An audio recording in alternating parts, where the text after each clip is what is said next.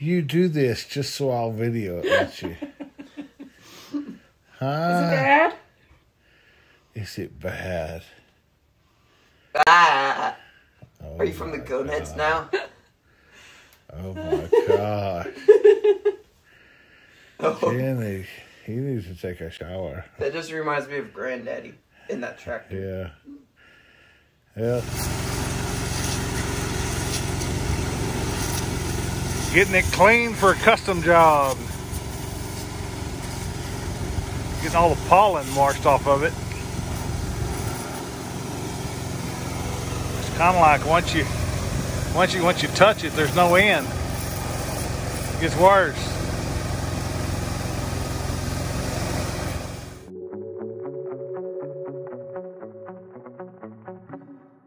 Man, that makes my header sing.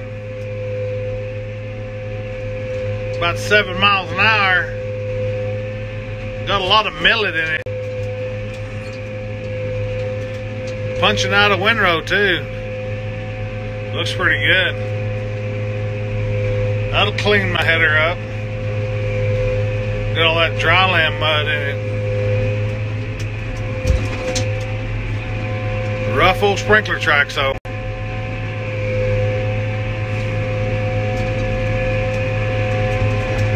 But I'll take it. Damn, missed him. Maybe you can see him.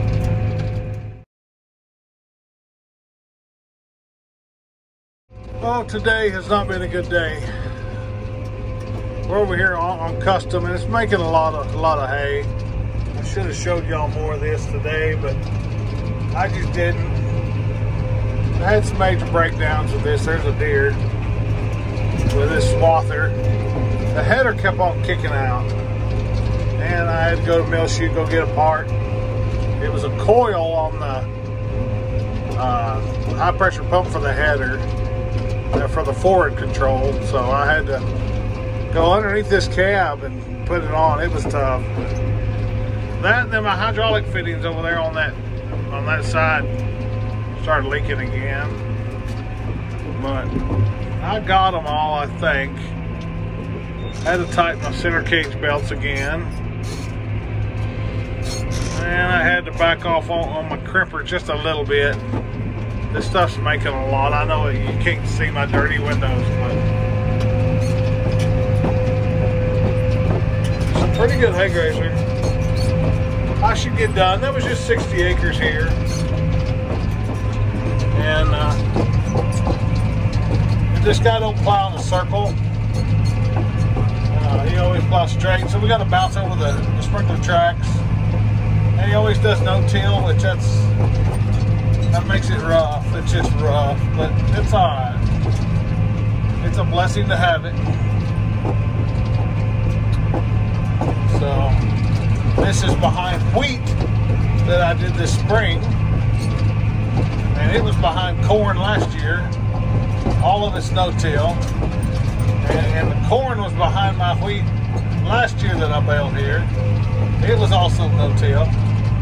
I really don't know when the last time he plowed it, really, but he's got the water over here, so he makes up for it, I guess. I'm not much of a no-till farmer. It just don't work in this country. I mean, you can get by with it on irrigated, but you damn sure can't do it on dry land. And your yields would go up if you did it. You did full till on irrigated in this country, but that's all right. I'm just a custom farmer. So, I cut this wheat in a circle this spring, and I wish the hell I hadn't, because it was a rough son of a gun. It's rough right now, but it's even rougher in a circle. So I tried it. You don't have the sprinkler tracks to mess with, but you dang sure have all the corn rows, and what's worse is the silage truck tracks, you know. Wow, that's tough. You know, they decide to turn out here or something, it just makes it rough. But anyway, I'm sorry I didn't do more of it today. I just didn't feel like much of anything today. It was just kind of low today, just kind of down. And it, you know, it's nothing that there's a deer, nothing that a good rain this summer wouldn't have cured. But we'll hope to farm next year. I'll put it to you that way. I'll hope to farm next year. No guarantees in life, huh? Anyway, the sun's kind of setting down, so it's real hard to see out the windows today. So maybe you can see me instead. I'm not much prettier than my ugly windows.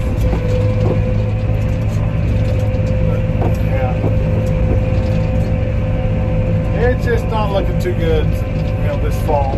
But we'll get into baling, and we'll get to hauling it, and we'll get to selling it. It'll be what it'll be. Changing this solenoid in this swather, man. I had to lay on the merger for one and reach up all I could reach in between the hydrostat pump and the header pump, and barely can reach my little arm up there and take that little coil off with a pair of pliers, then unplug it with a new coil up there and plug it, put it back on there, and then reach up there and tighten the coil back on. It was all I could do.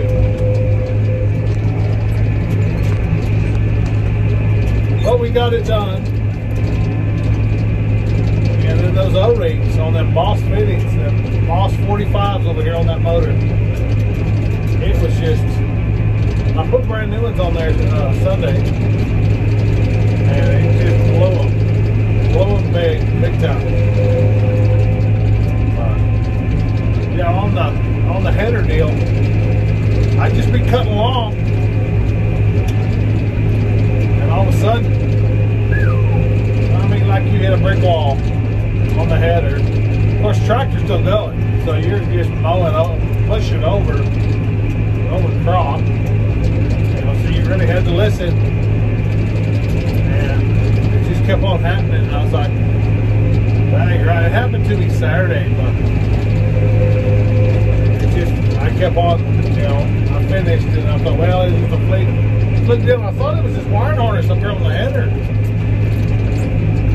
It wasn't. It was that coil. $400. I go once for that. $400 for that coil. So, but I guess that's what it was. Or either that or a connection, which we probably cleaned when we changed the connections up, changed the coil. So that might have been it. I'll check the coil with an ohm meter. It's supposed to ohm 3.66 resistance, so I'll ohm it when I get home. I've got a fluke tester in my pickup, but I don't have a good one. Not one that goes down that low. It does do ohms, but mainly it's really just for checking for direct shorts. It really ain't to get a decimal point on an ohm ring. So on that light. So we'll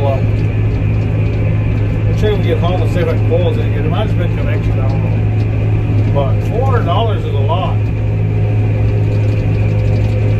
But we're winding up on here like about 5 acres or so, 5 to 7. So it won't be but just a few minutes and we'll be done. I'll get to go home, take a shower, eat, go to bed. I'm tired. I'm working on round baler and big square baler tomorrow. I'm gonna fix that leaking grease line on my big baler tomorrow, and then hook up to my round baler and get it all going, and I go get some net wrap tomorrow or Wednesday,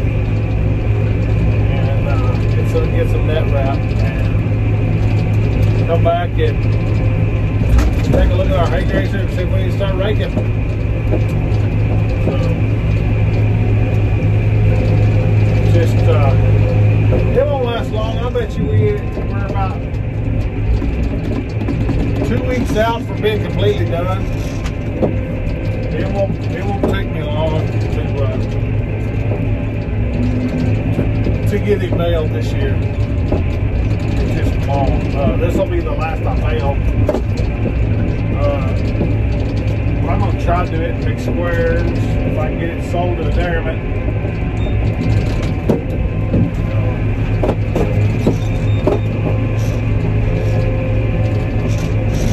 Yes, got messed up. Well, not messed up, just a little off. Now it's set. No, I hope to sell this in big squares to a dairyman, and I hope to do medlocks in big squares, sell it to a dairyman and a couple of ranchers. And I hope to do a little bit in the east in big squares. I hope I get enough rounds in west and part of east to fulfill all my little contracts, and then some, and then I'll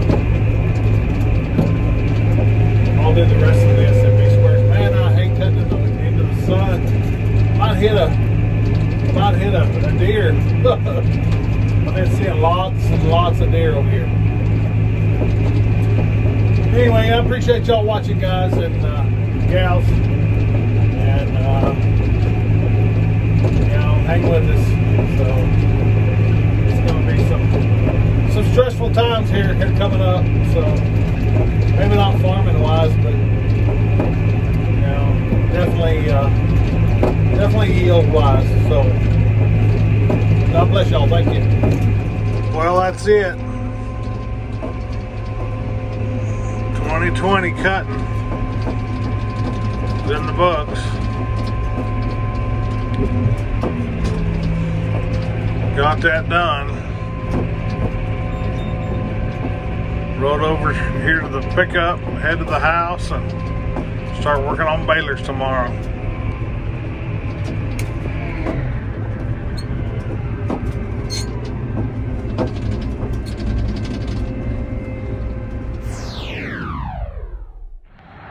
If y'all need some net wrap, come to Farwell, Southwest Ag. They got it for you. Well, working on the big baler today. Fixing to start raking probably tomorrow. Found out where my oil was leaking from.